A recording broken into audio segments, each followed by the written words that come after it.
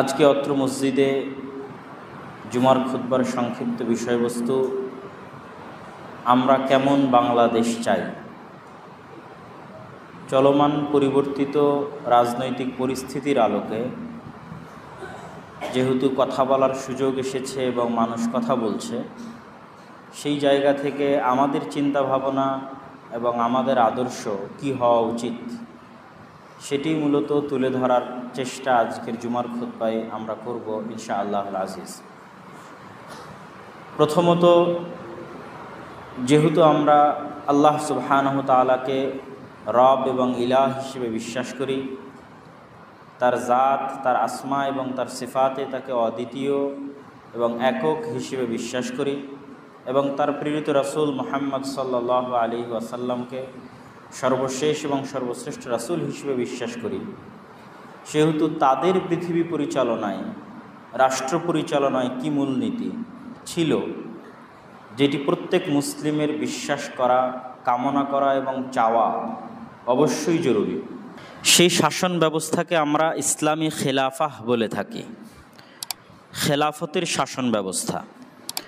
তো আমাদের আলোচনার শুরুতে আমরা খেলাফতের শাসন ব্যবস্থা কীরকম হয়, কেমন হওয়া উচিত তার সংক্ষিপ্ত বিবরণী তুলে ধরব। তারপরে আমাদের বর্তমান পরিবর্তিত পরিস্থিতির আলোকে আমরা কি চাচ্ছি সেটি তুলে ধরব। খলিফাহ বা খেলাফাহ বা লাম ফা এই শব্দ থেকে নির্গত বহু শব্দ আল্লাহ সুবহানাহু তাআলা পবিত্র কোরআন মাজিদে ব্যবহার করেছেন। যেমন আল্লাহ সুবহানাহু তাআলা আদম আলাইহিস সালাতু ওয়াস সালামের সৃষ্টির ক্ষেত্রেই বলেছেন, ইন্নী জাইলুন ফিল আরদি খলিফা, আমি পৃথিবীতে খলিফা সৃষ্টি করতে চাচ্ছি। খলিফা দ্বারা এখানে মুফাসসিরিনে কেরাম অর্থ করেছেন স্থলাভিষিক্ত, তথা আগে পৃথিবী শাসন করত জিনেরা, এখন জিনদের জায়গায় স্থলাভিষিক্ত হিসেবে আল্লাহ সুবহানাহু তাআলা মানুষকে সৃষ্টি করতে চাচ্ছেন।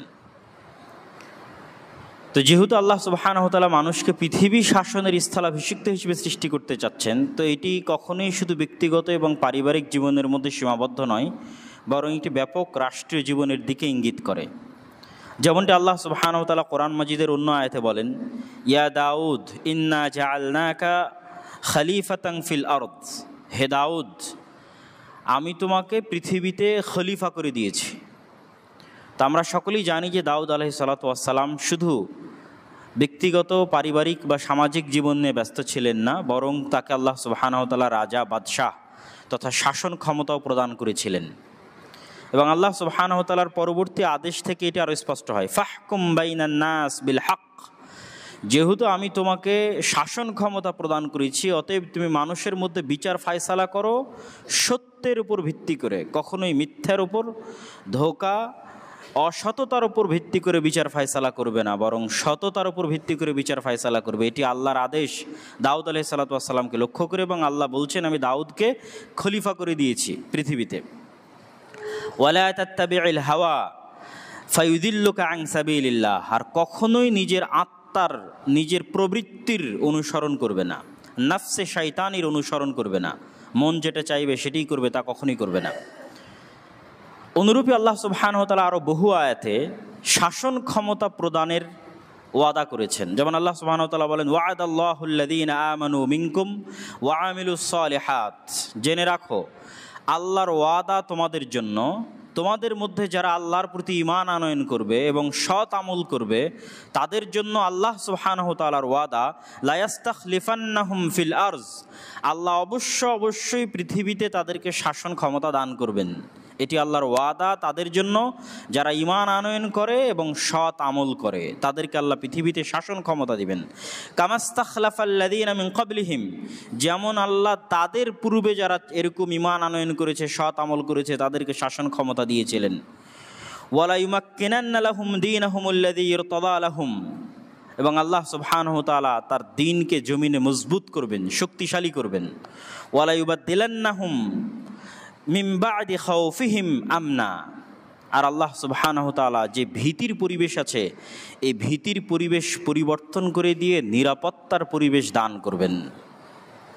এবং আল্লাহ সুবহানাহু ওয়া তাআলা পরবর্তীতে আরও বলেছেন, পৃথিবীতে শিরক থাকবে না, তাওহীদ প্রতিষ্ঠিত হবে, এবং মানুষকে সালাত এবং যাকাত প্রদানের আদেশ প্রদান করেছেন। তো এই আয়াত থেকে, সূরা নূরের এই 55 এবং 56 নং আয়াত থেকে আমাদের জন্য আজকের বক্তব্যের দলিল হচ্ছে আল্লাহ সুবহানাহু তাআলা তাদেরকে ওয়াদা করেছেন, যারা আল্লাহর প্রতি ঈমান আনয়ন করে, সৎ আমল করে, আল্লাহ তাদেরকে পৃথিবীতে শাসন ক্ষমতা দিবেন, আল্লাহর দ্বীনকে আল্লাহ পৃথিবীতে শক্তিশালী করবেন, মজবুত করবেন, এবং ভীতির পরিবেশের পরিবর্তে পৃথিবীতে নিরাপত্তার পরিবেশ বিরাজ করবে। আর নিরাপত্তার পরিবেশ শাসন ক্ষমতা ছাড়া বিরাজ করা সম্ভব নয়। যেমনটি রাসূলুল্লাহ সাল্লাল্লাহু আলাইহি ওয়াসাল্লাম হাদিসে বলেছেন যে এমন একদিন আসবে অচিরেই যখন মানুষ মক্কা অথবা মদিনা থেকে ইয়ামানের সানআ পর্যন্ত সফর করবে, কিন্তু সে রাস্তায় আল্লাহ ব্যতীত আর কাউকে ভয় পাবে না, এত বেশি নিরাপত্তা বিরাজ করবে। এই ধরনের বহু হাদিস রাসূল সাল্লাল্লাহু আলাইহি ওয়াসাল্লাম বলেছেন, যেখানে ইসলামী খেলাফতের বিজয়ের সাথে সাথে নিরাপত্তার বিষয়টিকে সম্পৃক্ত করে দেওয়া হয়েছে। যে ইসলামী খেলাফতের বিজয় মানেই পৃথিবীতে এমন নিরাপত্তা যে একজন মানুষ একাই, একজন মহিলা নারী মানুষ একাই হাজার হাজার কিলোমিটারের পথ সফর করবে, কিন্তু সে কাউকে ভয় করবে না আল্লাহ ব্যতীত। পৃথিবীতে এতটা নিরাপত্তা বিরাজ করবে ইসলামী খেলাফতের কারণে, যা আল্লাহ সুবহানাহু ওয়া তাআলা কোরআন মাজিদে বললেন, যা রাসূল সাল্লাল্লাহু আলাইহি ওয়াসাল্লাম হাদিসে বলেছেন। সম্মানিত উপস্থিতি, তো এইরকম আরও বহু আয়াত আল্লাহ সুবহানাহু ওয়া তাআলা, যেমন কখনো তিনি ইস্তাখলিফ এই শব্দ ব্যবহার করেছেন, আবার কখনো ইয়ারিস উত্তরাধিকারী করা, জমিনের উত্তরাধিকারী করা শব্দ আল্লাহ সুবহানাহু ওয়া তাআলা ব্যবহার করেছেন। কখনো খালায়েফ খালিফায়ের বহুবচন শব্দ ব্যবহার করেছেন, যেমন আল্লাহ সুবহানাহু ওয়া তাআলা বলছেন নূহ আলাইহিস সালাতু ওয়াস সালাম এবং তার সাথে যারা সঙ্গী সাথী ছিল তাদের ক্ষেত্রে, ফাকাযযাবুহু ফানাজ্জায়নাহু ওয়া মান মা'হু ফিল ফুলক, যখন আমি কাফেরদেরকে ধ্বংস করে দিলাম এবং যারা নৌকায় আরোহণ করেছিল তাদেরকে মুক্তি দিয়ে দিলাম, ওয়াজআলনাহুম খালায়েফ, আর তাদেরকে পৃথিবীতে পরবর্তী উত্তরাধিকারী শাসন ক্ষমতা দিয়ে দিলাম, পরবর্তী খলিফা তাদেরকে করে দিলাম যারা নৌকায় আরোহণ করেছিল। ওয়া আগরাকনাল্লাযীনা কাযযাবু বিআয়াতিনা, আর যারা আমার আয়াতকে অস্বীকার করেছিল তাদেরকে ডুবিয়ে দিয়েছি বন্যাতে। এমনই কথা আল্লাহ সুবহানাহু ওয়া তাআলা আরেক আয়াতে বলেছেন, ওয়ালাকাদ আহলাকনাল কুরুনা মিন ক্বাবলিকুম, আমরা তোমাদের পূর্বে বহু জাতি বহু গোত্রকে ধ্বংস করে দিয়েছি যারা অত্যাচার করেছিল, যাদের নিকটে রসুল পাঠানো হয়েছিল কিন্তু তারা রসুলকে অস্বীকার করেছিল। তারপরে কি করেছি, সুম্মা জাআলনাকুম খালাইফা ফিল আরজ, তারপরে তোমাদেরকে পৃথিবীতে প্রতিষ্ঠিত করেছি, তোমাদেরকে রাজত্ব দিয়েছি, তোমাদেরকে শাসন ক্ষমতা দিয়েছি, লিনানজুরা কাইফা তা'মালুন, এইটি দেখার জন্য যে তোমরা কেমন করো, তোমাদের কাজ দেখার জন্য, পরীক্ষা করার জন্য। সম্মানিত উপস্থিতি, তো আমাদের মূল কথা ছিল যে আল্লাহ সুবহানাহু ওয়া তাআলা পবিত্র কোরআন মাজিদে খালিফা শব্দ ব্যবহার করেছেন, সরাসরি খালিফা শব্দ ব্যবহার করেছেন, খালাম ফা থেকে নির্গত ইস্তাখলিফ শব্দ ব্যবহার করেছেন, যার প্রত্যেকটি দ্বারাই উদ্দেশ্য হচ্ছে আল্লাহ সুবহানাহু ওয়া তাআলা রাষ্ট্র ক্ষমতার কথা উল্লেখ করেছেন পবিত্র কোরআনে, এবং রাষ্ট্র ক্ষমতার সাথে ইসলামী খেলাফতের সাথে নিরাপত্তাকে সংশ্লিষ্ট করে দিয়েছেন, সম্পৃক্ত করে দিয়েছেন। এবার আমরা খেলাফত ব্যবস্থা সম্পর্কে রাসূল সাল্লাল্লাহু আলাইহি ওয়াসাল্লামের একটি গুরুত্বপূর্ণ হাদিস দেখি। রাসূলুল্লাহ সাল্লাল্লাহু আলাইহি ওয়াসাল্লাম বলেন, তাকুনুন নবুওয়াত ফীকুম, নবুওয়াত তথা আমি যে নবী, আমার এই নবুওয়াত তোমাদের মধ্যে থাকবে, মাশা আল্লাহ আন তাকুন, যতদিন আল্লাহ চান ততদিন, যতদিন আল্লাহ চান ততদিন আমি নবী হিসেবে নবুওয়াতের রহমত এবং বরকত নিয়ে তোমাদের মধ্যে আছি। সুম্মা ইয়ারফাউহু আল্লাহ ইযা শা, অতঃপর নবুওয়াতের এই বিধান উঠে যাবে, আমি নবী হিসেবে দুনিয়া থেকে বিদায় নিব যখন আল্লাহ সুবহানাহু ওয়া তাআলা চাইবেন। তারপরে কি আসবে, সুম্মা তাকুনু খিলাফা আলা মিনহাজিন নবুওয়াহ, তারপরে খেলাফত ব্যবস্থা আসবে নবুওয়াতের ধারাবাহিকতার উপর। রাসূল সাল্লাল্লাহু আলাইহি ওয়াসাল্লামের নবুওয়াতের ধারাবাহিকতা যেই বিষয়গুলোর উপর প্রতিষ্ঠিত ছিল, যে আল্লাহ সুবহানাহু ওয়া তাআলার একত্ববাদ তাওহীদের উপর প্রতিষ্ঠিত ছিল, ঠিক তার উপরেই প্রতিষ্ঠিত অবস্থায় নতুন ধারাবাহিকতা আসবে হচ্ছে খেলাফা। কতদিন থাকবে, যতদিন আল্লাহ সুবহানাহু ওয়া তাআলা চান, অতঃপর আল্লাহ এই খেলাফত ব্যবস্থাকে উঠিয়ে নেবেন। সুম্মা তাকুনু মালিকান গাসান, তারপরে আসবে তোমাদের মধ্যে অত্যাচারী জালেম রাজতন্ত্র ব্যবস্থা, অত্যাচারী জালেম রাজতন্ত্র ব্যবস্থা আসবে। তাদের এই শাসন ব্যবস্থা ততদিন থাকবে যতদিন আল্লাহ সুবহানাহু ওয়া তাআলা চান। তারপরে আসবে মালিকান জাবারিয়ান, জোর জবরদখলপূর্বক রাজত্ব ব্যবস্থা, জোর যার মুল্লুক তার, স্বৈরাচারী ব্যবস্থা। মানুষ নিজের ক্ষমতা, নিজের জোর খাটিয়ে ক্ষমতা দখল করবে এবং রাজত্ব পরিচালনা করবে। তারপরে আল্লাহ সুবহানাহু ওয়া তাআলা এটিকে উঠিয়ে নেবেন। তারপরে আবারও খেলাফত ব্যবস্থা ফিরে আসবে আলা মিনহাজিন নবুওয়াহ। ঠিক নবুয়ত যেই ব্যবস্থার উপর প্রতিষ্ঠিত ছিল, ওই নবুয়তি ব্যবস্থার উপর পুনরায় খেলাফত ফিরে আসবে। তো রাসূল সাল্লাল্লাহু আলাইহি ওয়াসাল্লাম প্রথমে তার নবুয়তি ব্যবস্থাপনার ঘোষণা দিলেন, তারপরে খেলাফত ব্যবস্থাপনা। এবং খেলাফত ব্যবস্থাপনা প্রায় ৩০ বছর যাবৎ 4 খলিফার মাধ্যমে রাসূল সাল্লাল্লাহু আলাইহি ওয়াসাল্লামের মৃত্যুর পরে অব্যাহত ছিল। আবু বকর, ওমর, ওসমান, আলী রাদিয়াল্লাহু তাআলা আনহুম। এবং তারপরেও মাঝে মধ্যে বহু খলিফা রাশেদাহ, সৎ শাসক আল্লাহ সুবহানাহু ওয়া তাআলা পাঠিয়েছিলেন। আর আমরা ওই যুগে বসবাস করছি যেই যুগকে রাসূল সাল্লাল্লাহু আলাইহি ওয়াসাল্লাম 4 নম্বরে উল্লেখ করেছেন, তথা জোর জবর দখলপূর্বক। যদিও এটা গণতান্ত্রিক যুগে আমরা বসবাস করছি, কিন্তু এই গণতন্ত্রটাও জোর জবর দখলের ভিত্তিতেই চলে। দলীয় আধিপত্যের ভিত্তিতেই গণতন্ত্র পরিচালিত হয় এবং গণতন্ত্রে একজন মানুষকে আর একজন মানুষের গোলাম বানানো হয়। সুতরাং আমরা সেই চতুর্থ যুগে বসবাস করছি। যদিও সরাসরি রাসূল সাল্লাল্লাহু আলাইহি ওয়াসাল্লামের গণতন্ত্রের নাম নেননি, কিন্তু গণতান্ত্রিক ব্যবস্থার যেই ফলাফল আমরা দেখতে পাই, সেই ফলাফল এটি প্রমাণ করে যে এটি সেই জোর জবর দখলপূর্বক শাসন ব্যবস্থা চলতেছে। এখানে দলীয় আধিপত্যের ভিত্তিতে মানুষ শাসন ক্ষমতা পরিচালনা করে থাকে। তো সর্বশেষে রাসূল সাল্লাল্লাহু আলাইহি ওয়াসাল্লাম যে বললেন খেলাফত ব্যবস্থা পুনরায় আসবে, সেটির আরেকটি হাদিসে তার স্পষ্ট প্রমাণ পাওয়া যায়।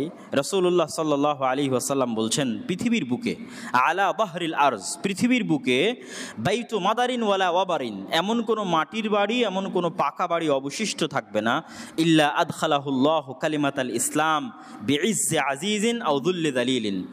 এমন কোনো মাটির বাড়ি এবং পাকা বাড়ি অবশিষ্ট থাকবে না যেই পাকা বাড়ি, মাটি বাড়িতে আল্লাহ ইসলাম প্রবেশ করাবেন, কোথাও সম্মানের সাথে, কোথাও অপমানের সাথে। তো এই যে সারা পৃথিবীব্যাপী যে খেলাফা প্রতিষ্ঠিত হবে, সেটি কিয়ামতের পূর্ব মুহূর্তের খেলাফা, যার কথা রাসূলুল্লাহ সাল্লাল্লাহু আলাইহি ওয়াসাল্লাম আগের হাদিসে বলেছেন। এবার আমরা সংক্ষিপ্তভাবে খেলাফতের কিছু মূলনীতি দেখি, যে ইসলামী খেলাফত ব্যবস্থার কিছু সংক্ষিপ্ত মূলনীতি। ইসলামী খেলাফত ব্যবস্থার সবচেয়ে বড় মূলনীতি হচ্ছে, ইসলামী খেলাফতে এই বিশ্বাস রাখা হয় যে ক্ষমতা এবং রাজত্বের মালিক কোনো মানুষ নয়, জনগণ নয়, কোনো পরিষদ নয়, কোনো কমিটি নয়, কোনো দেশ নয়। ক্ষমতা এবং রাজত্বের একচ্ছত্র মালিকানা আল্লাহ সুবহানাহু ওয়া তাআলার। এবং এটি শুধু আক্ষরিক অর্থে নয়, বরং বাস্তবিক অর্থে বিশ্বাস করা হয়।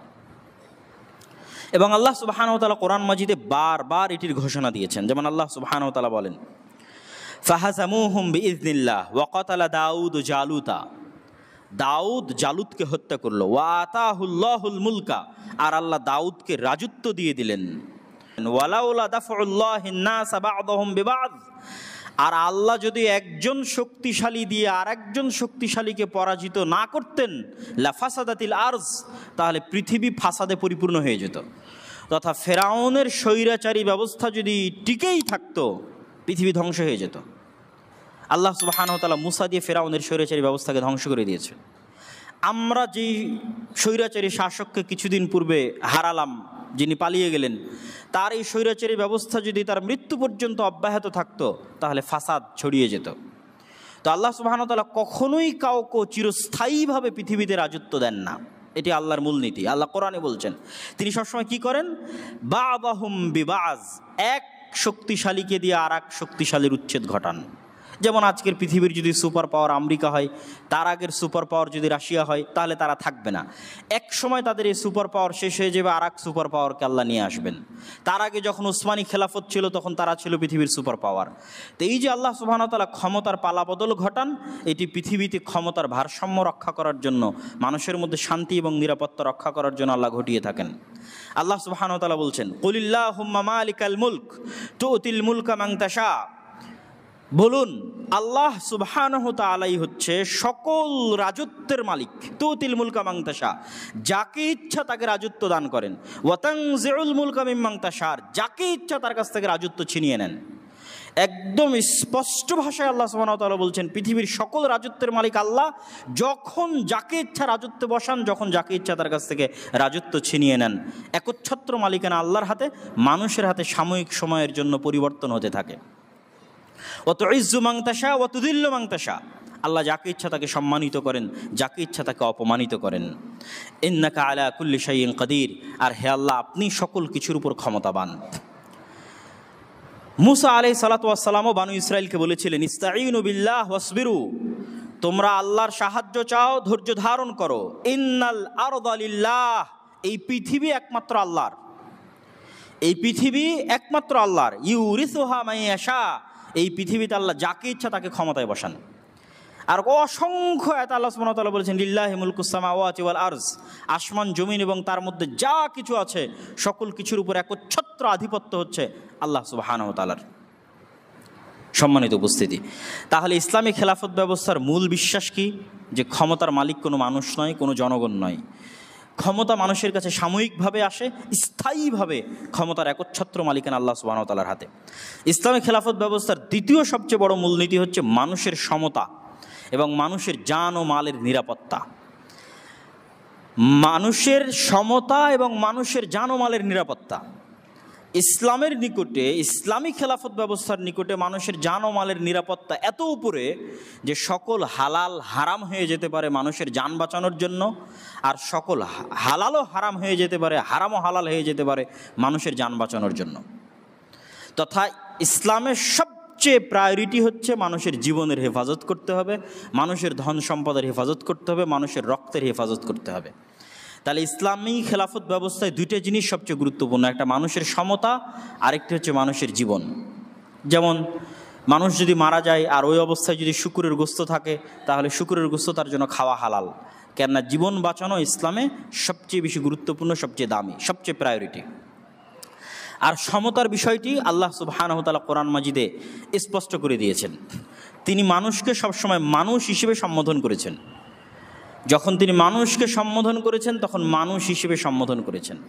ডোম, চামার, মেথর, মুচি, বানু ইসরাইল, ইহুদি, খ্রিস্টান, মুসলমান, যত গোত্র, যত দল, যত রং, যত বর্ণ, কে সাদা কে কালো, সকলকে আল্লাহ সুবহানাহু ওয়া তাআলা এককভাবে সম্বোধন করেছেন। ইয়া আইয়ুহান নাস, এই মানুষেরা, হে কালো আফ্রিকান মানুষেরা, হে সাদা চামড়ার ইউরোপিয়ান আমেরিকান মানুষেরা, হে বাঙালিরা, হে পাকিস্তানিরা, হে আফগানিস্তানিরা, সৌদিরা, যে যত কিছুর উপর ভিত্তি করে বিভেদ হয়ে আছে সবাই আল্লাহ সুবহানাহু ওয়া তাআলার নিকট মানুষ। কিভাবে?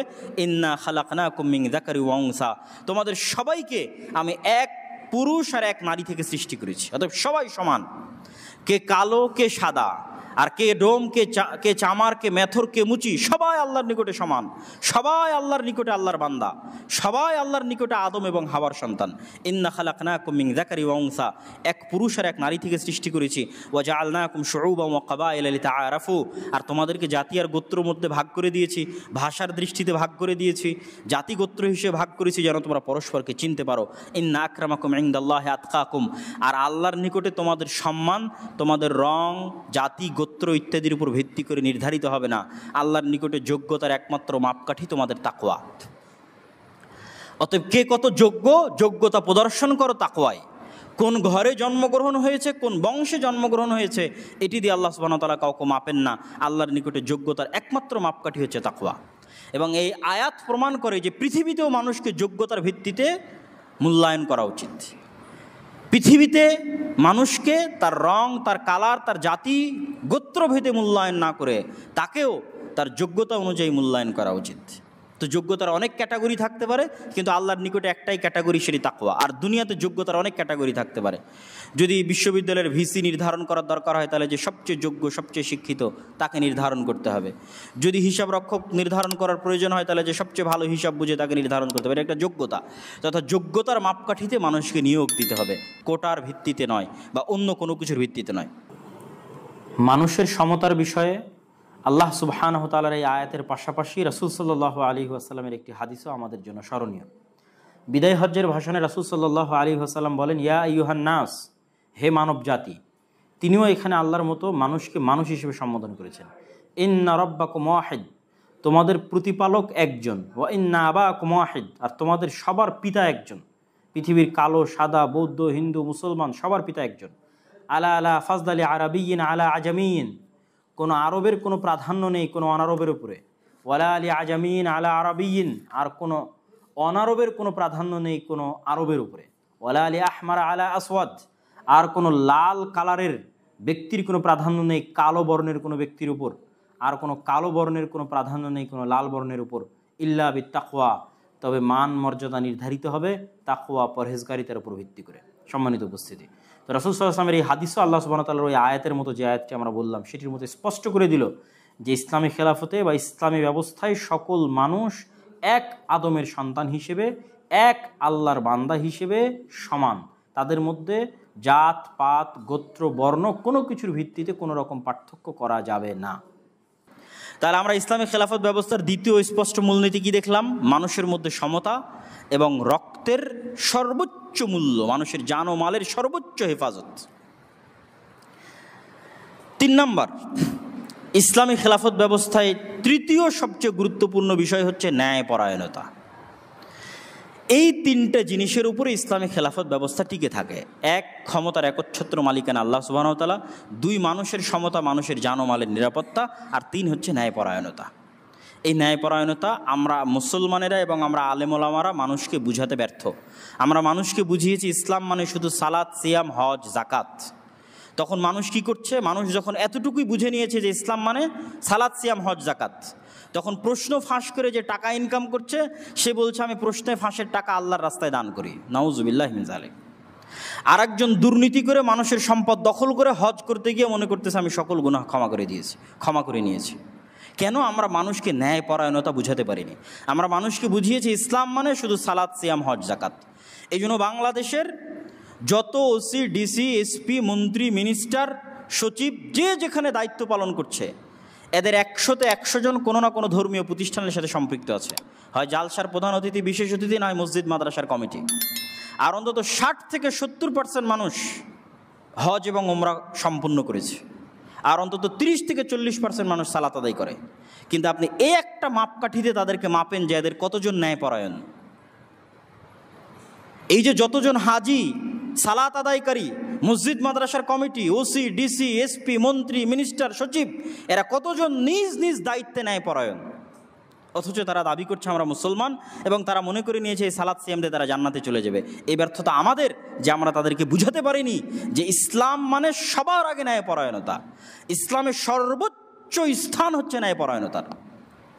আল্লাহ সুবহানাহু ওয়া তাআলা নিজে ন্যায়পরায়ণ এবং সত্যবাদী, নবী রাসূল পাঠিয়েছেন ন্যায়পরায়ণ এবং সত্যবাদী। এই দুটো বিষয়ের উপর ভিত্তি করে ইসলাম টিকে আছে, সত্য আর ন্যায়পরায়ণতা। ইসলামের প্রত্যেকটা বিধান সত্য এবং ন্যায়। যেমন চুরি করলে হাত কাটতে হবে, এটি সত্য এবং ন্যায়, এটা অন্যায় নয়। আল্লাহ সুবহানাহু ওয়া তাআলা নিজের উপর যেই বিষয়কে সবচেয়ে কঠোরভাবে হারাম করেছেন সেটা হচ্ছে জুলম, অত্যাচার। ইন্নী হারামতু যুলমা আলাইয়া। আর তিনি নিজেকে ন্যায়পরায়ণ হিসেবে ঘোষণা করেছেন। এই জন্য পৃথিবীতে যত মানুষ ন্যায় পাবে না তাদের ন্যায় দেওয়ার দায়িত্ব আল্লাহর কিয়ামতের মাঠে। যদি তিনি ওই সমস্ত মানুষকে কিয়ামতের মাঠে ন্যায় না দিতে পারেন তাহলে তিনি রব হিসেবে মিথ্যুক, নাউজুবিল্লাহ। কিন্তু তিনি তা হবেন না, এটাই তার ওয়াদা। তাহলে তার সবচেয়ে বড় বৈশিষ্ট্য হচ্ছে তিনি ন্যায়পরায়ণ। তিনি তার সাথে সম্পৃক্ত সকল গুনাহ ক্ষমা করে দিবেন। কিন্তু এক মানুষ আর এক মানুষের উপর জুলুম করবে, এটা যতক্ষণ ওই মানুষ ক্ষমা না করবে ততক্ষণ আল্লাহ ক্ষমা করবেন না, কেননা তিনি ন্যায়পরায়ণ। কিন্তু আমাদের কাছে ন্যায়পরায়ণতাই সবচেয়ে অবহেলিত। মসজিদ বলেন, মাদ্রাসা বলেন, ইসলামী দল বলেন, সংগঠন বলেন, সব জায়গাতে সালাত, সিয়াম, হজ, জাকাত আছে, ন্যায়পরায়ণতা নাই। ইসলামী দলের আমির তাকেই, ওই কর্মীকে বেশি মূল্যায়ন করে যে চামচামি করে, যার যোগ্যতা আছে তাকে মূল্যায়ন করে না। যত ইসলামী দল সংগঠন আছে, যত মসজিদ মাদ্রাসা আছে, সব জায়গাতে সালাত, সিয়াম, হজ, জাকাত আছে, ন্যায়পরায়ণতা নাই। তাহলে ইসলামী রাষ্ট্র ব্যবস্থার তৃতীয় মৌলিক ভিত্তি হচ্ছে ন্যায়পরায়ণতা। আজকে যদি বাংলাদেশের সকল মানুষ নামাজি হয়ে যায় আর সকল নারী পর্দাশীলা হয়ে যায় তাহলে কি বাংলাদেশ ইসলামী রাষ্ট্র? জি না। বাংলাদেশ তখন ইসলামী রাষ্ট্র যখন এখানে একজনের প্রতি অন্যায় করা হবে না, তখন ইসলামী রাষ্ট্র। কেউ কারো সম্পদ অন্যায়ভাবে ভক্ষণ করতে পারবে না, কেউ কারো প্রতি অন্যায়ভাবে প্রহার করতে পারবে না, কেউ কারো ন্যায্য অধিকার অন্যায়ভাবে ছিনিয়ে নিতে পারবে না, তখন ইসলামী রাষ্ট্র। তখন যদি নামাজ নাও পড়ে তাহলে সেটা আল্লাহ সুবহানাহু ওয়া তাআলা ক্ষমা করে দিবেন, কিন্তু রাষ্ট্র ইসলামী।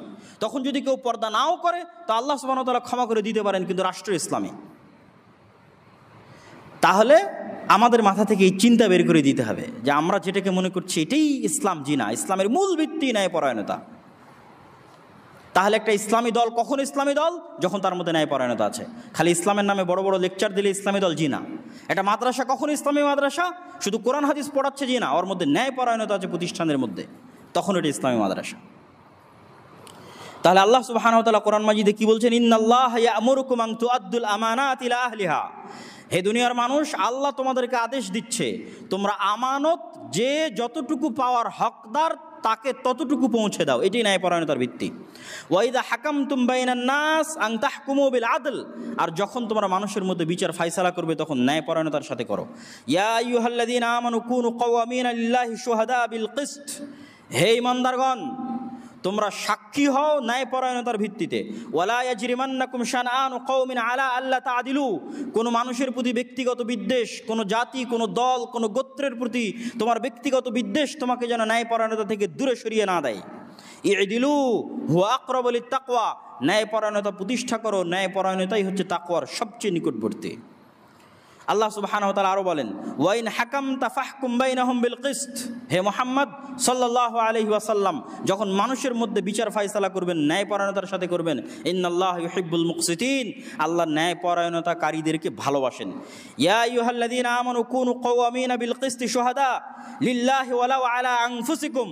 হে ঈমানদারগণ, তোমরা ন্যায়পরায়ণতার ভিত্তিতে সাক্ষী দাও, যদিও সেটি তোমার নিজের বিরুদ্ধে হয়, যদিও তোমার আত্মীয় স্বজনের বিরুদ্ধে হয়, বাপ মায়ের বিরুদ্ধে হয়, কিন্তু ন্যায়পরায়ণ থাকো। রাসূলুল্লাহ সাল্লাল্লাহু আলাইহি ওয়াসাল্লাম এই জন্য হাদিসের মধ্যে বলেছেন, সাবআতু ইউদিল্লুহুমুল্লাহু ইয়াওমা লা দিল্লা ইল্লা দিল্লুহ। 7 শ্রেণীর মানুষকে আল্লাহ বিশেষ ছায়া দিবেন কিয়ামতের মাঠে। তো 1 নম্বরে তাহাজ্জুদ গুজারকেও বলা নাই, 1 নম্বরে নফল সিয়াম পালনকারীকেও বলা নাই, 1 নম্বরে বলা আছে ইমামুন আদিল, ন্যায়পরায়ণ দায়িত্বশীল। ওসি ন্যায়পরায়ণ, ডিসি ন্যায়পরায়ণ, মন্ত্রী ন্যায়পরায়ণ, প্রিন্সিপাল ন্যায়পরায়ণ, পরিচালক ন্যায়পরায়ণ, আমির ন্যায়পরায়ণ। ন্যায়পরায়ণ দায়িত্বশীলকে আল্লাহ সবার আগে সম্মান দিবেন, কারণ আল্লাহ সুবহানাহু ওয়া তাআলা নিজে ন্যায়পরায়ণ, তিনি ন্যায়পরায়ণতাকে ভালোবাসেন। তাহলে এটি হলো ইসলামী শাসন ব্যবস্থার তৃতীয় সবচেয়ে গুরুত্বপূর্ণ জিনিস। আমরা এবার চলে আসি ইসলামী খেলাফতের নির্বাচন ব্যবস্থা কিভাবে হয়। ইসলামী খেলাফতের নির্বাচন ব্যবস্থা আহলুল হাল্লি ওয়াল আকদ তথা যারা দেশের জ্ঞানীগুণী ব্যক্তি, তাদের একটা টিম থাকবে, কমিটি থাকবে, তারা সবসময় সর্বোচ্চ যোগ্য ব্যক্তিকে নেতা হিসেবে ঘোষণা করবে। যেমনটা আবু বকর রাদিয়াল্লাহু তাআলা আনহু তার পরবর্তীতে ওমর রাদিয়াল্লাহু তাআলা আনহুকে করেছিলেন, এবং ওমর রাদিয়াল্লাহু তাআলা আনহু যখন বিদায় নিয়ে চলে যাচ্ছেন তখন তিনি 6 সদস্য বিশিষ্ট কমিটি করে দিয়েছিলেন, যারা তৎকালীন সময়ে সর্বশ্রেষ্ঠ, সবচেয়ে জ্ঞানী, আল্লাহওয়ালা, তাকওয়াবান, পরহেজগার সাহাবী ছিলেন। তাদেরকে বলেছিলেন, তোমরা তোমাদের মধ্যে পরামর্শ করে যাকে ভালো মনে করবে তাকে নেতা নির্ধারণ করবা। তারা পরবর্তীতে ওসমান রাদিয়াল্লাহু তাআলা আনহুকে নেতা নির্ধারণ করেন, তার পরবর্তীতে তারা আলী রাদিয়াল্লাহু তাআলা আনহুকে নেতা নির্ধারণ করেন। এবং এই ব্যবস্থাটি ইসলামী ফোকাহাদের দৃষ্টিতে সবচেয়ে গ্রহণযোগ্য ব্যবস্থা। যেমনটি আমরা বর্তমান যে অন্তর্বর্তীকালীন সরকার, এই অন্তর্বর্তীকালীন সরকার নির্ধারণের ক্ষেত্রে দেখলাম যে এটি ভোটের মাধ্যমে নির্ধারিত হয়নি, বরং ছাত্ররা, সেনাবাহিনীর প্রধানেরা এবং দেশের জ্ঞানীগুণী ব্যক্তি বা বিভিন্ন রাজনৈতিক দলের নেতারা তারা একত্রিত হয়ে দেশের মধ্যে যিনি উচ্চশিক্ষিত, জ্ঞানী, পণ্ডিত এরকম একজনকে তারা বাছাই করার চেষ্টা করেছে, যিনি সততা, ন্যায়পরায়ণতার মাধ্যমে দেশ পরিচালনা করবে। মূলত এটিই হচ্ছে ইসলামের নেতা নির্বাচনের সিস্টেম। যেই সিস্টেম অন্তর্বর্তীকালীন সরকার গঠিত হলো, এই সিস্টেমটাই হচ্ছে ইসলামের নেতা নির্বাচন করার সিস্টেম, তথা দেশের শ্রেষ্ঠ জ্ঞানীগুণী পণ্ডিতরা একত্রিত হয়ে রাজনৈতিক স্বার্থের ঊর্ধ্বে উঠে একজন যোগ্য, জ্ঞানী, সৎ ব্যক্তিকে দেশের নেতা হিসেবে ঘোষণা করবেন। আজ আমরা প্রায় 100 বছর যাবৎ খেলাফতবিহীন বসবাস করছি। তাহলে এই 100 বছর যাবৎ খেলাফতবিহীন বসবাস করছি কোন সিস্টেমের মধ্যে? গণতান্ত্রিক সিস্টেমের মধ্যে। গণতন্ত্র দিয়ে কি ইসলামী খেলাফা প্রতিষ্ঠা হওয়া সম্ভব? সম্ভব নয়। প্রমাণ গত 100 বছর। গত 100 বছরে পৃথিবীর বহু দেশে, বহু দল গণতন্ত্র দিয়ে ইসলাম প্রতিষ্ঠা করার চেষ্টা করেছে, সাকসেসফুল হয়নি। এটা সম্ভব নয়। কিভাবে সম্ভব? গণতান্ত্রিক ব্যবস্থার পরিপূর্ণ ধ্বংসের উপর ভিত্তি করে, অথবা আর যে কোনো ব্যবস্থা, সেটি গণতন্ত্র হোক, সমাজতন্ত্র হোক, আর যে কোনো ব্যবস্থা পৃথিবীতে শাসন কাজ চালাচ্ছে, ওই ব্যবস্থার পরিপূর্ণ ধ্বংসের উপর ভিত্তি করে ইসলামী খেলাফতের পরিপূর্ণ উত্থান হবে। কোনো একটা সিস্টেমকে পরিপূর্ণ ধ্বংস না করে আরেকটা সিস্টেম পরিপূর্ণ বাস্তবায়ন করা অসম্ভব, যার প্রমাণ গত 100 বছর। গণতন্ত্রকে টিকিয়ে রেখে পরিপূর্ণ ইসলামী খেলাফা অসম্ভব, আকাশ কুসুম কল্পনার সামনে। গণতন্ত্রকে পরিপূর্ণ ধ্বংস হতে হবে, সেখান থেকে ইসলামী খেলাফার উত্থান ঘটবে। এবং পৃথিবীর বহু জায়গায় ঘটেছে। আমরা যদি শাসন ব্যবস্থার দিক থেকে তুলনা করি, আকিদা বা মাযহাবের দিক থেকে না, আফগানিস্তানের কথা যদি আমরা তুলনা করি, যে সেটি খেলাফা যেহেতু পুরো পৃথিবীব্যাপী হয়, এই জন্য তারা সেটিকে খেলাফা নাম দেয়নি, তারা নাম দিয়েছে ইমারা। কিন্তু ওখানে আগের সকল সিস্টেম পরিপূর্ণ ব্যর্থ হয়েছিল বলেই তাদের এই ইমারা সিস্টেমের উত্থান ঘটানো তাদের পক্ষে সম্ভব হয়েছে। কিন্তু আগের সিস্টেমগুলো যদি টুকটাকও কাজ করতো তাহলে এই পরিপূর্ণ উত্থান সম্ভব হতো না। এটাকে পরিপূর্ণ ধ্বংস হলে ইসলামী খেলাফতের উত্থান হবে, কিন্তু যতক্ষণ পরিপূর্ণ ধ্বংস না হচ্ছে ততক্ষণ আমরা গিয়ে জোর করে ধ্বংস করবো জি না। কেননা আমরা গিয়ে জোর করে ধ্বংস করতে গেলে রক্ত প্রবাহিত হবে নিরাপরাধ মানুষের, যা ইসলামের দৃষ্টিতে আগে সবচেয়ে বড় হারাম। সবচেয়ে বড় হারাম ওইটা, মানুষের রক্ত প্রবাহিত করা। সম্মানিত উপস্থিতি, বাংলাদেশের সংক্ষিপ্ত ইতিহাস হচ্ছে, আমরা যে মানচিত্রে বসবাস করছি এই মানচিত্র 1947-এ পাওয়া, 1971-এ নয়। যে মানচিত্রে আমরা আছি মানচিত্র 1971-এর নয়, 1947-এর। কিন্তু 1947-এর সেই ইতিহাসকে গত 15 বছর ধ্বংস করা হয়েছে বাংলাদেশে, এবং বাংলাদেশকে একমুখী এবং এক ব্যক্তি কেন্দ্রিক ইতিহাস পড়ানো হয়েছে, যে 1971-এ বাংলাদেশের জন্ম আর একজন ব্যক্তি বাংলাদেশ স্বাধীন করেছে, আর কারো এখানে কোনো অংশগ্রহণ নাই। এটি ছিল সম্পূর্ণ মিথ্যা একটি ইতিহাসের উপর ভিত্তি করে বাংলাদেশের জাতিসত্তাকে ধ্বংস করা। তাহলে 1947 আমরা পেলাম কিভাবে? 190 বছরের ব্রিটিশ বিরোধী আন্দোলনের মুখে। 190 বছরের ব্রিটিশ বিরোধী আন্দোলনের পূর্বে কি ছিল? 190 বছর ব্রিটিশ বিরোধী আন্দোলনের পূর্বে এখানে ছিল মোগলদের অধীনস্থ, দিল্লিতে মোগলরা ছিল, মোগলদের অধীনস্থ মুসলিম শাসন ব্যবস্থা বাংলায়। তার পূর্বে কি ছিল? তার পূর্বে ছিল স্বাধীন সুলতানি শাসন আমল। তখন দিল্লির মোগল মুসলিম শাসকরা বাংলার উপর পরিপূর্ণ কন্ট্রোল রাখতো না, বরং এখানে স্বাধীনভাবে সুলতানি শাসন আমল পরিচালিত হতো গৌড়কে কেন্দ্র করে। যে গৌড়টা হচ্ছে চাঁপাইনবাবগঞ্জের সোনা মসজিদ থেকে নিয়ে শুরু করে একদম ওল্ড স্টেশন মালদা রোড পর্যন্ত, এটি ছিল মূলত প্রায় 500 বছরের স্বাধীন সুলতানি শাসন আমলের মূল রাজধানী। এবং ওই মসজিদগুলো স্বাধীন সুলতানি শাসন আমলে তৈরি করা। নওগাঁর কুসুম্বা মসজিদ, রাজশাহীর বাঘা মসজিদ এবং চাঁপাইনবাবগঞ্জের সোনা মসজিদ, আর বর্ডার পার হওয়ার পর থেকে ওল্ড স্টেশন পর্যন্ত যেতে হাতের দুই ধারে যত মসজিদ আছে সব মসজিদ। তাহলে এটি ছিল সেই সময়ের রাজধানী। স্বাধীন সুলতানি শাসন আমলের পর মোগলদের অধীনস্থ বাংলা, মোগলদের অধীনস্থ বাংলার পর হচ্ছে ব্রিটিশদের অধীনস্থ বাংলা 190 বছর। ব্রিটিশদের বিরুদ্ধে তিতুমির, তারপরে হাজি শরীয়তুল্লাহ, তাদের মতো বড় বড় মানুষ, তারপরে ভারতে হচ্ছে সৈয়দ আহমদ বেরেলভি, শাহ ইসমাইল শহীদ, তাদের মতো মানুষদের যে বিদ্রোহ, যে জেহাদ পুনরায় মুসলমানদের শাসন ক্ষমতা ফিরিয়ে আনার জন্য, সেটিরই ধারাবাহিকতায় 1947 আমরা স্বাধীনতা পাই। যদিও ব্রিটিশরা যখন দেখলো স্বাধীনতা দিতে হবে, তখন তারা সেকুলারদের হাতে স্বাধীনতা দিয়ে গেছে। যারা জেহাদ করেছিল সশস্ত্র ইসলামকে ফিরিয়ে আনার জন্য, তাদের হাতে তারা ক্ষমতা দিয়ে যায়নি। এটি তাদের একটি নিজস্ব প্ল্যান পরিকল্পনা ছিল। এই জন্য সেকুলারদের দিয়ে তারা দল তৈরি করে এবং সেই দলের হাতে তারা ক্ষমতা দিয়ে যায়। মুসলিম লীগ আর কংগ্রেসের হাতে ভারত, পাকিস্তান, বাংলাদেশের ক্ষমতা দিয়ে যাওয়া হয়। আর এই বাংলা যেহেতু কোনোদিনই কেন্দ্র হতে পারেনি, কেন্দ্র যেহেতু ছিল কলকাতা কেন্দ্রিক, সেহেতু পাকিস্তান তথা 1947-এ পাকিস্তান প্রতিষ্ঠা হওয়ার আগ পর্যন্ত দীর্ঘ ব্রিটিশ শাসন আমলে রাজধানী ছিল কলকাতা। সেহেতু বাংলায় কিছুই ছিল না, না স্কুল কলেজ, না পাটকল, না বস্ত্রকল, না গার্মেন্টস, না ব্যবসা বাণিজ্য, না স্কুল, না কলেজ, না বিশ্ববিদ্যালয়, কিছুই ছিল না। এই অঞ্চলের মুসলমানের অধপতনের কারণে বঙ্গভঙ্গের সিদ্ধান্ত হয় 1905-এ, যেটা হিন্দুদের আন্দোলনের কারণে রদ হয়ে যায় 1911-তে। পরে মুসলমানদের অন্তরের শান্তির জন্য প্রতিষ্ঠা করা হয় ঢাকা বিশ্ববিদ্যালয়, প্রথম শিক্ষা প্রতিষ্ঠান এই বাংলায়। এবং আইয়ুব খানও যখন লিখেছেন, তিনি যখন এই বাংলায় এসেছেন, তখন এখানে কোনো স্কুল কলেজ ছিল না, কোনো পাট বা বস্ত্রকল, কোনো গার্মেন্টস কিছুই ছিল না। এতটা অনুন্নত ছিল এই অঞ্চল। কিন্তু এই অঞ্চলের অধিকাংশ মানুষ ছিল মুসলমান। তাদেরকে হিন্দু জমিদারেরা দীর্ঘ 190 বছর যাবৎ নীল চাষ সহ বিভিন্ন কিছুর মাধ্যমে শোষণ করেছে। তাহলে এই যে 1905-এর বঙ্গভঙ্গ তথা পূর্ববঙ্গ, এই যে পূর্ববঙ্গের মুসলমানদেরকে কেন্দ্র করে যে জাতীয়তা, এই জাতীয়তার উপর ভিত্তি করে শেরে বাংলা একে ফজলুল হক, হোসেন শহীদ সোহরাওয়ার্দী, তারা শুরুর দিকে চাইতেন আমরা দুই বাংলা মিলে এক বাংলাদেশ করব। কিন্তু কলকাতার হিন্দু দাদাবাবুদের দ্বিমতের কারণে তারা বাঙালিত্বের পরিচয় পরে, আগে মুসলমানিত্ব রক্ষা করতে হবে, এই জন্য হাজার হাজার কিলোমিটার দূরের পাকিস্তানের সাথে যুক্ত হয়ে মুসলিম লীগ করে ভোটের ভিত্তিতে এই মানচিত্রটাকে স্বাধীন করেছেন 1947-এ, যে মানচিত্রে আমরা বসবাস করছি। পরে পাকিস্তানিদের অহংকারের কারণে এবং পাকিস্তান সেনাবাহিনীর জুলুমের কারণে যে যুদ্ধ হয়, সেটি হচ্ছে 1971-এর যুদ্ধ, যেটিকে জাস্ট আমরা এই মানচিত্র থেকে পাকিস্তানিদের সরিয়ে বাঙালিদের প্রতিষ্ঠিত করেছি। কিন্তু 1971-এর এই স্বাধীনতার পর বারবার সেনা অভ্যুত্থান এবং হত্যা, শেখ মুজিবুর রহমানের হত্যা, জিয়াউর রহমানের হত্যা, এগুলো সংগঠিত হয়েছে কেন? মুক্তিযোদ্ধার নন মুক্তিযোদ্ধার একটা যে বিভেদ, মুক্তিযোদ্ধা এবং রাজাকারের যে বিভেদ, যারা ইতিহাস পড়বে তারা দেখবে মুক্তিযোদ্ধা এবং রাজাকারের এই বিভেদের কারণে বাংলাদেশে কত ক্ষতি হয়েছে। ওই শুরুর দিকে সেনাবাহিনীর মধ্যে দ্বন্দ্ব চলতো, কারা মুক্তিযোদ্ধা সেনাবাহিনী, কারা পাকিস্তান ফেরত সেনাবাহিনী। সেই দ্বন্দ্বের কারণে এতগুলো সেনা অভ্যুত্থান হয়েছে ওই সময়। ওই দ্বন্দ্বের ভিত্তিতে শেখ মুজিবুর রহমানের হত্যা হয়েছে, দ্বন্দ্বের ভিত্তিতে জিয়াউর রহমানের হত্যা হয়েছে। পাশাপাশি আরও একটি বিষয় এই অঞ্চলে সংঘটিত হয়েছিল, সেটি হচ্ছে 1971-এ যুদ্ধ চলাকালীন সময় 7 দফার গোপন চুক্তি হয়েছিল।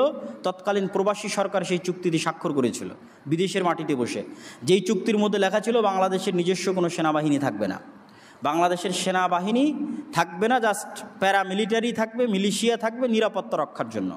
কখনো বাংলাদেশের প্রয়োজন হলে ভারত সাপোর্ট দিবে, তথা ভারতের একটা করদ রাজ্যে ওই চুক্তির ভিত্তিতে পরিণত করা হয়েছিল বাংলাদেশকে। এবং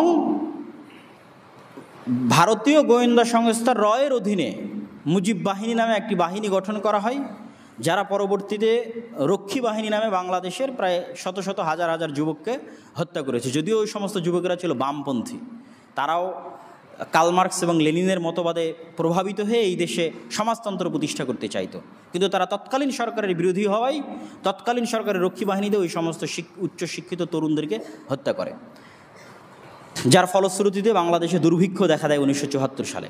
তাহলে এই যে বাংলাদেশের অবস্থা সার্বিক 1947 থেকে 1975 পর্যন্ত যদি আমরা ধরি, গণনা করি, তাহলে এই অবস্থার ভিত্তিতে আমাদের কাছে যেটি শিক্ষণীয়, সেই শিক্ষণীয় বিষয়গুলোকে সামনে রেখেই আমি বাংলাদেশের জন্য কিছু প্রস্তাবনা বা আমরা কেমন বাংলাদেশ দেখতে চাই সেটি তুলে ধরার চেষ্টা করব। বাংলাদেশের জন্য এই প্রস্তাবনার আমরা এইভাবে উল্লেখ করতে পারি, বাক্যটা এইভাবে লিখতে পারি যে যতদিন এই ডেমোক্রেটিক সিস্টেম পরিপূর্ণ ব্যর্থ না হচ্ছে, ততদিন এই ব্যবস্থাটাকে কতটা শারঈ বান্ধব এবং কতটা জনবান্ধব করা যায়, শারঈ বান্ধব, শরীয়ত বান্ধব এবং জনবান্ধব করা যায়, তার জন্য চেষ্টা করা। তো প্রথমত আমরা জনবান্ধবের বিষয়টাই আলোচনা করি, যে বাংলাদেশে এখন যে সিস্টেম চলতেছে সংসদীয় গণতন্ত্র, এই সিস্টেমটা এমনভাবে তৈরি যে এখানে যেই প্রধানমন্ত্রী হবে সেই স্বৈরাচার হয়ে যাবে, স্বাভাবিক। এই দেশে কোনো প্রদেশ নাই, কোনো প্রাদেশিক সিস্টেম নাই, এককেন্দ্রিক ক্ষমতা। এই এককেন্দ্রিক ক্ষমতা হওয়ার কারণে যেই প্রধানমন্ত্রী হবে সে অটোমেটিক স্বৈরাচার হয়ে যাবে। তাহলে এই ব্যবস্থার পরিবর্তন করে ক্ষমতার ভারসাম্য নিয়ে আসা দরকার। সম্ভব হলে বাংলাদেশের মধ্যে প্রাদেশিক সিস্টেম চালু করা দরকার, যেন অন্তত প্রদেশের মুখ্যমন্ত্রীর সাথে প্রধানমন্ত্রীর ক্ষমতার ভারসাম্য থাকে এবং কেউ চাইলেই যেন এক ঝটকায় স্বৈরাচার না হয়ে যেতে পারে। দ্বিতীয়ত, প্রেসিডেন্সিয়াল সিস্টেম এই সমস্ত দেশের জন্য, ভারত, পাকিস্তান, বাংলাদেশের মতো যে সমস্ত দেশে প্রতিষ্ঠান অনেক দুর্বল, প্রতিষ্ঠান মানে পুলিশ বাহিনী দুর্বল, আর্মি দুর্বল, বিচার বিভাগ দুর্বল, এগুলোকে বলা হয় প্রতিষ্ঠান। ইংল্যান্ড এবং আমেরিকায় গণতন্ত্র কেন চলে? ইংল্যান্ড এবং আমেরিকায় প্রতিষ্ঠান শক্তিশালী, পুলিশ তার মতো স্বাধীন শক্তিশালী, আর্মি তার মতো স্বাধীন শক্তিশালী, বিচার বিভাগ তার মতো স্বাধীন শক্তিশালী। যখন প্রতিষ্ঠানগুলো তার মতো স্বাধীন শক্তিশালী হয়, তথা পুলিশ চাইলে প্রধানমন্ত্রীকেও গ্রেফতার করতে পারবে। এই স্বাধীন শক্তিশালী হওয়ার কারণে ওই দেশগুলোতে এখন পর্যন্ত গণতন্ত্র টিকে আছে, যদিও ওই গণতন্ত্রের চাইতে ইসলামী খেলাফা হাজার গুণে ভালো, যদি তারা জানতো এবং বুঝতো। কিন্তু আমাদের দেশে চলে না কেন? আমাদের দেশের প্রতিষ্ঠানগুলো দুর্বল। যে সরকারি আসে সে প্রতিষ্ঠানকে নিজের পকেটে নিয়ে নেয়। যেমন গত 15 বছর এই সরকার পুলিশকে নিজের ব্যক্তিগত বাহিনীর মতো ব্যবহার করেছে, র্যাবকে ব্যক্তিগত বাহিনীর মতো ব্যবহার করেছে, তথা পুলিশের কোনো স্বতন্ত্রতা নাই, র্যাবের কোনো স্বতন্ত্রতা নাই, বিচার বিভাগের কোনো স্বতন্ত্রতা নাই।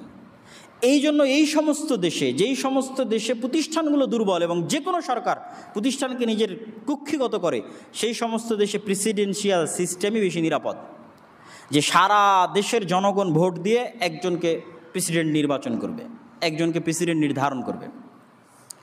এবং ক্ষমতার ভারসাম্য আনার জন্য তৃতীয় যে জিনিসটি এই সমস্ত গণতান্ত্রিক দেশে প্রয়োজন, সেটি হচ্ছে দ্বিকক্ষ বিশিষ্ট সংসদ।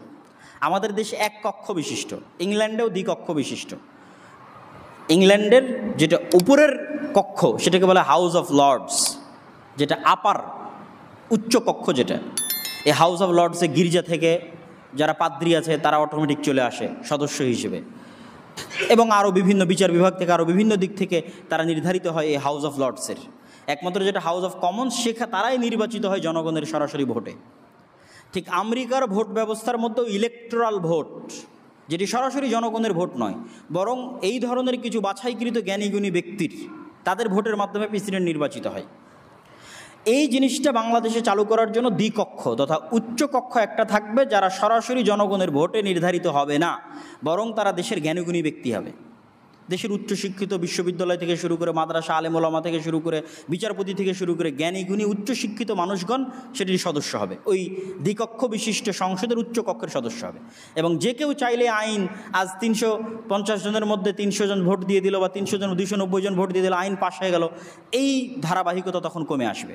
দুই কক্ষের মতামত গ্রহণ করতে হবে, মতামত গ্রহণ করে তখন সেটিকে আইনে পরিণত করতে হবে, তথা যে কোনো কিছুকে আইনে পরিণত করা কঠিন হয়ে যাবে এবং স্বৈরাচারী ব্যবস্থার ফিরে আসা কঠিন হয়ে যাবে।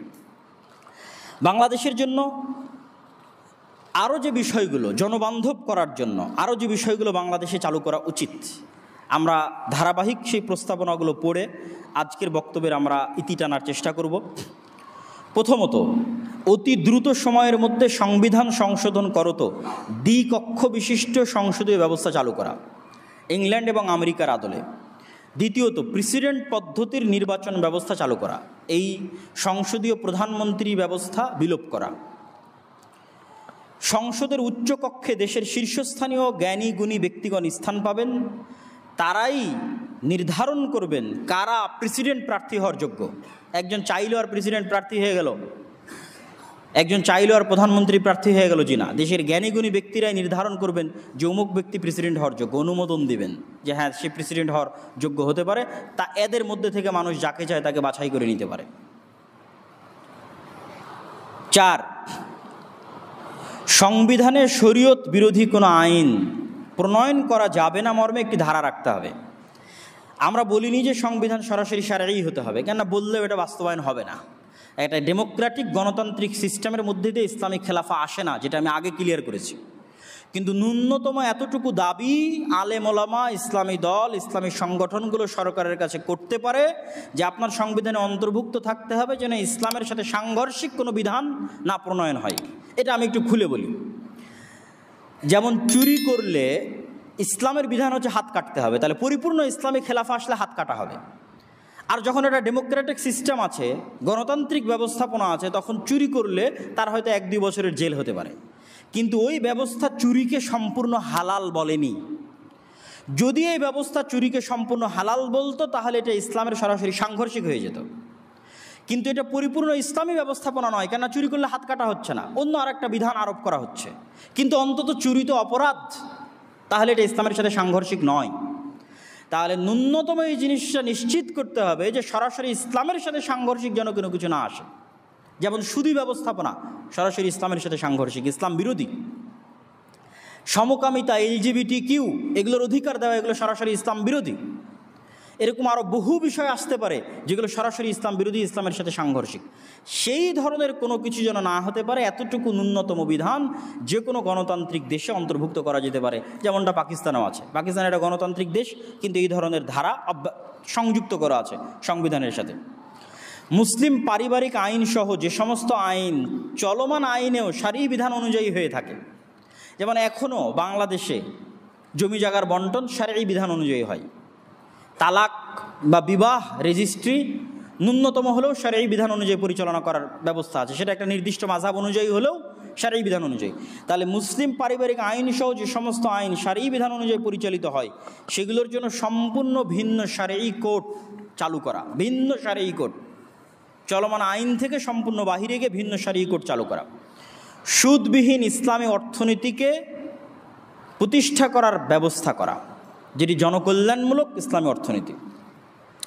8, জাতীয় সঙ্গীতকে পরিবর্তন করে বাংলাদেশের 1947-এর যে মানচিত্র, 1905-এর যে বঙ্গভঙ্গ, এই মানচিত্রকে ধারণ করে এই রকম জাতীয়তাবোধে উদ্বুদ্ধ সম্পন্ন জাতীয় সঙ্গীত দরকার, যেই জাতীয় সঙ্গীত দুই বাংলাকে একত্রিত করে দিবে, আমার এই মানচিত্রকে ভেঙে দিবে বা এই বাংলাদেশকে ভারতের অধীনস্থ করে দিবে, এই রকম মনোভাব সম্পন্ন জাতীয় সঙ্গীত বাদ দিয়ে দিতে হবে। 9, ভারতের সাথে যত দাসত্বের চুক্তি আছে সকল চুক্তি ছিন্ন করতে হবে এবং সমতার ভিত্তিতে চুক্তিগুলোকে নবায়ন করতে হবে। সেটি ট্রানজিট হোক, করিডোর হোক, সমুদ্র বন্দর প্রদান করা হোক, যা কিছু হোক, সকল কিছু নির্ধারণ হতে হবে সমতার ভিত্তিতে, গোলামি বা দাসত্বের ভিত্তিতে নয়। 10, তিস্তা পদ্মা সহ ভারত বাংলাদেশের মধ্যে যত যৌথ নদী আছে সকল যৌথ নদীর ন্যায্য হিস্সা ভারতের নিকট থেকে বুঝে নিতে হবে এবং নদীগুলোকে পুনরুজ্জীবিত করার জন্য আপ্রাণ চেষ্টা করতে হবে। ভবিষ্যৎ পৃথিবীতে যদি কোনো দিন বিশ্বযুদ্ধ হয় সেটি পানিকে নিয়েই হতে পারে, আর আল্লাহ সুবহানাহু ওয়া তাআলা এই দেশে পানির অফুরন্ত ব্যবস্থা রেখেছে, কিন্তু সেগুলোকে হত্যা করা হচ্ছে। 300-এর অধিক নদী মৃত্যুবরণ করেছে শুধু ভারতের বিভিন্ন বাঁধের কারণে। মরুভূমিতে পরিণত হয়ে গেছে পদ্মার মতো নদী, তিস্তার মতো নদী। আর এই মরুভূমিতে পরিণত হওয়া নদীতে যখন আবার পানি আসে তখন বন্যার কারণে হাজার হাজার গ্রাম ডুবে যায়। এই ব্যবস্থার বিলোপ হতে হবে। 11, প্রাদেশিক ব্যবস্থা চালু করতে হবে যাতে ক্ষমতার এক কেন্দ্রীকরণ সম্ভব না হয়, যে ক্ষমতা একজনের হাতে কুক্ষিগত হয়ে গেল আর সে স্বৈরাচার হয়ে গেল, এটি যেন সম্ভব না হয়। 12, রাজধানীর বিকেন্দ্রীকরণ করতে হবে, সব কিছু রাজধানীতে, আর রাজধানীর বাইরে কিছু নয়। আর কত চাপ নিবে এ ঢাকা? আপনি যতই মেট্রো রেল করেন, যতই এক্সপ্রেসওয়ে করেন, যতই ফ্লাইওভার করেন, আপনি যদি রাজধানীকে বিকেন্দ্রীকরণ না করেন তাহলে এই ঢাকা একদিন বসবাসের অনুপযোগী হয়ে যাবে। অতএব রাজধানী ভিন্ন করতে হবে, ব্যবসায়িক রাজধানী, প্রশাসনিক রাজধানী, অফিস আদালত পৃথক পৃথক করতে হবে, বিভিন্ন জায়গায় হতে হবে, সব কিছু ঢাকায় হতে হবে, এমনটি যেন না হয়। 13, বিচার ব্যবস্থা সম্পূর্ণরূপে স্বাধীন করে দিতে হবে, তাহলে ক্ষমতার ভারসাম্য আসবে। 14, পুলিশ বাহিনীকে সংস্কার করত জনবান্ধব হিসেবে গড়ে তুলতে হবে এবং পুলিশকে যেন কেউ রাজনৈতিক স্বার্থে ব্যবহার না করতে পারে, এই জন্য পুলিশকে একটা স্বতন্ত্র বাহিনী হিসেবে গড়ে তুলতে হবে। যেমন আর্মি একটা স্বতন্ত্র বাহিনী, পুলিশকে এরকম স্বতন্ত্র বাহিনী হিসেবে গড়ে তুলতে হবে, যেন তারা কারো রাজনৈতিক স্বার্থ চরিতার্থের জন্য জনগণের উপর গুলি না চালায়। 15, বিচার বহির্ভূত হত্যা এবং গুম সম্পূর্ণরূপে নিষিদ্ধ করতে হবে, যা গত 15 বছর এই সরকারের কালচার ছিল, এবং 1971 থেকে 1975 যে সরকার ছিল তাদেরও কালচার ছিল গুম করা, হত্যা করা। আর বলা যে বন্দুক যুদ্ধে মারা গেছে, র্যাবের সাথে বন্দুক যুদ্ধে মারা গেছে, সম্পূর্ণ বানোয়াট এবং মিথ্যা কথা। ইচ্ছাকৃত হত্যা করা হয়েছে, লেখা হয়েছে বন্দুক যুদ্ধে মারা গেছে। বিচার বহির্ভূত হত্যা শুধুই হত্যা, বিচার বহির্ভূত হত্যা শুধুই হত্যা, আর কিছু না। একজন মানুষকে দেশের প্রধান চাইলে হত্যা করতে পারে না, বিচার ব্যবস্থার মধ্যে অন্তর্ভুক্ত করে তার বিচার হতে হবে, এটি ইসলামও বলে। ইসলামেও বিচার বহির্ভূত হত্যা শুধুই হত্যা, নিছক হত্যা। খলিফা চাইলে একজন মানুষকে হত্যা করে দিল, জি না। খলিফা যাকে অপরাধ করতে দেখছে ওকে বিচার বিভাগে পেশ করবে, বিচারপতি ফায়সালা করবে সাক্ষী সবুতের ভিত্তিতে যে এর কী অবস্থা এবং এর কী ফাঁসি হবে না শুলি হবে না জেল হবে কি হবে সেটার ফায়সালা দিবে।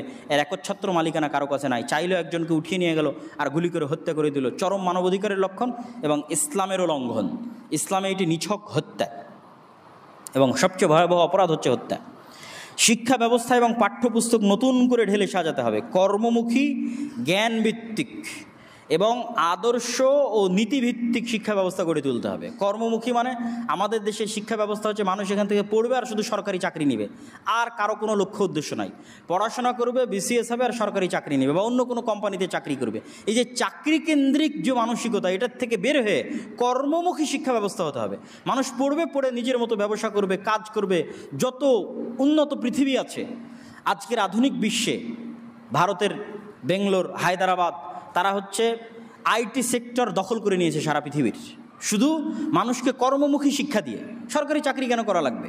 আইটি সেক্টর দখল করে নিয়ে তারা কোটি কোটি টাকা ইনকাম করতেছে অনলাইনে বসে থেকে, বিদেশে গিয়ে সার্ভিস দিয়ে। এরকম অসংখ্য কর্মমুখী শিক্ষা গড়ে তুলতে হবে যেন মানুষ শুধু চাকরিমুখী না হয়, বরং স্বাধীন হিসেবে কর্মমুখী চিন্তাভাবনা যেন করে। দ্বিতীয়ত বলা হয়েছে জ্ঞানভিত্তিক, তৃতীয়ত বলা হয়েছে নীতি নৈতিকতা ভিত্তিক তথা ধর্মভিত্তিক।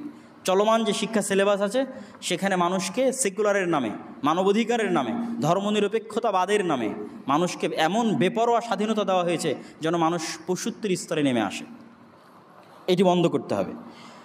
শিক্ষা প্রতিষ্ঠানগুলোতে ছাত্র রাজনীতি চিরতরে নিষিদ্ধ করতে হবে। এই ছাত্র রাজনীতির পরিবেশ থাকার কারণেই শিক্ষা প্রতিষ্ঠানগুলোতে পড়াশোনা ধ্বংস হয়ে গেছে, বিশ্ববিদ্যালয়গুলো থেকে পড়াশোনা উঠে গেছে। জনগণের অর্থের অপচয় করে মূর্তি এবং ভাস্কর্য বানানো নিষিদ্ধ করতে হবে। এলে জনগণের ট্যাক্সের টাকা দিয়ে কেন কোটি কোটি টাকা দিয়ে মূর্তি ভাস্কর্য তৈরি করতে হবে? রাজশাহীতে একটা তৈরি করা ছিল জনগণের কোটি কোটি টাকা দিয়ে, ঢাকাতে এরকম শত শত মূর্তি তৈরি হয়েছে কোটি কোটি টাকা দিয়ে। এটা বন্ধ করতে হবে, এটা জনগণের টাকা, এটা আমানত রক্ষা করতে হবে। এই দিক থেকে তো নিষিদ্ধ, সেটা ভিন্ন কথা, কিন্তু আপনি জনগণের টাকা কেন অপচয় করবেন, নষ্ট করবেন? এটা কখনোই হতে পারে না। 19, কৃষি খাতে ভর্তুকি দিয়ে দেশকে খাদ্যে স্বয়ংসম্পূর্ণ হিসেবে গড়ে তুলতে হবে। খাদ্যে স্বয়ংসম্পূর্ণ হওয়া অনেক বড় ব্যাপার। আমাদের সরকারগুলো মনে করে শুধু রাস্তাঘাট বানাবো আর শুধু ব্রিজ কালভার্ট তৈরি করবো, এটি উন্নয়ন। জি না, উন্নয়ন মূলত দুটো জিনিসের উপর নির্ভর করে। এক, আপনি খাদ্যে স্বয়ংসম্পূর্ণ। 2, আপনি শিক্ষা, জ্ঞান এবং ব্যবসায় উন্নত, স্বাস্থ্যে উন্নত। উন্নত প্রতিষ্ঠান লাগবে, ব্যবসার জন্য উন্নত প্রতিষ্ঠান লাগবে, শিক্ষার জন্য উন্নত প্রতিষ্ঠান লাগবে, জ্ঞান গবেষণার জন্য উন্নত প্রতিষ্ঠান লাগবে, এবং খাদ্যে স্বয়ংসম্পূর্ণ হওয়ার জন্য উন্নত কৃষি ব্যবস্থা লাগবে।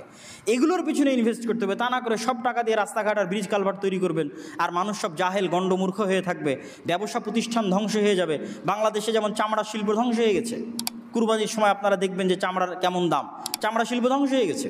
প্রকাশনা ব্যবস্থা বাংলাদেশে ধ্বংস করা হয়েছে, সকল সরকারি বই কলকাতার প্রেস থেকে ছাপিয়ে আনা হয়। এরকম অসংখ্য ব্যবসায়িক প্রতিষ্ঠানকে ধ্বংস করে দেওয়া হয়েছে।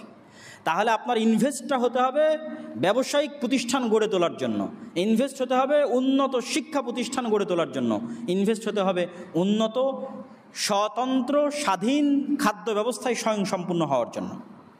সর্বশেষ বক্তব্যের সর্বশেষের আবেদন, সেটি হচ্ছে বাংলাদেশের আজকের যে অবস্থা, আজকের যে অবনতি, গত 15 বছর আমরা যে জুলুম এবং শাসন দেখেছি, বা 1971 থেকে 1975 যে জুলুম শাসন দেখা গেছে, সেটি মূলত বাংলাদেশকে বিভক্ত করার কারণে দেখা গেছে। মুক্তিযুদ্ধ এবং রাজাকারের উপর ভিত্তি করে বাংলাদেশকে বিভক্ত করে শাসন করতে চাওয়া হয়েছে, যা বাংলাদেশের জন্য ছিল সবচেয়ে ক্ষতিকর। এই জন্য নতুন যারা ক্ষমতায় আসতেছে তাদের প্রতি আমাদের আহ্বান থাকবে, বাংলাদেশের মানুষকে যেন শুধু বাংলাদেশি হিসেবে দেখা হয়। কে মুক্তিযুদ্ধ করেছে, কে মুক্তিযুদ্ধ করেনি, কে রাজাকার ছিল, কে রাজাকার ছিল না, কে এই কোটা আন্দোলনে শরিক হয়েছে আর কে কোটা আন্দোলনে শরিক হয়নি, এগুলোর ভিত্তিতে যেন মানুষকে বাছ বিচার না করা হয়। মানুষকে যেন তার যে ন্যায্য অধিকার, সেই ন্যায্য অধিকার দেওয়া হয় এবং সবার প্রতি সমান দৃষ্টি রাখা হয়। এবং কারো যদি কোনো দলীয় পরিচয় থেকে থাকে তাহলে সেটিকে ক্ষমা সুন্দর দৃষ্টিতে যেন দেখা হয়। কেউ যদি রাজাকার হয়ে থাকে তাকে ক্ষমা করে দিতে হবে, কেউ যদি আওয়ামী লীগ হয়ে থাকে তাকে ক্ষমা করে দিতে হবে। হ্যাঁ, নির্দিষ্ট কোনো অপরাধ করলে তার বিচার হতে পারে, যে সে হত্যার সাথে জড়িত, গুমের সাথে জড়িত, তার বিচার হবে। কিন্তু শুধু আওয়ামী লীগ করে এই জন্য তার প্রতি অন্যায়, জুলুম, অত্যাচার, অফিস আদালত, বাড়িঘর পুড়িয়ে দেওয়া, এটা ওই একই কালচার, যেই কালচার গত 15 বছর ছিল। এই কালচারের মাধ্যমে কখনো দেশে শান্তি ফিরে আসতে পারে না, কখনো দেশ উন্নত হতে পারে না। অতএব এই কালচার থেকে ফিরে আসতে হবে এবং মানুষকে ক্ষমা করা শিখতে হবে। আমি মনে করি বাংলার ছাত্র সমাজ এই 2024 সালে যে ছাত্র জনতার গণ অভ্যুত্থান সংগঠিত করেছে, এই ছাত্র জনতার গণ অভ্যুত্থানের মাধ্যমে আমরা শুধু 15 বছরের স্বৈরাচারী শাসন থেকে মুক্তি পাইনি, বরং ভারতের যে দাসত্ব এবং গোলামি ছিল, সেই দাসত্ব এবং গোলামি থেকেও মুক্তি পেয়েছি। পাশাপাশি রাষ্ট্রের মধ্যে মুক্তিযোদ্ধা এবং রাজাকার হিসেবে যে বিভেদ তৈরি করা হয়েছিল, সেই বিভেদ থেকেও আমরা মুক্তি পেয়েছি বলে আমরা ধরে নিতে পারি। এই জন্য আমি এই ছাত্র জনতার আন্দোলনে অংশগ্রহণকারী সকলকে সাধুবাদ জানাতে চাই। আর বিধর্মীদের উপাসনালয় ধ্বংস করা নিয়ে যে অপপ্রচার চলতেছে, আমরা বিশ্বাস করি এটি সম্পূর্ণ অপপ্রচার।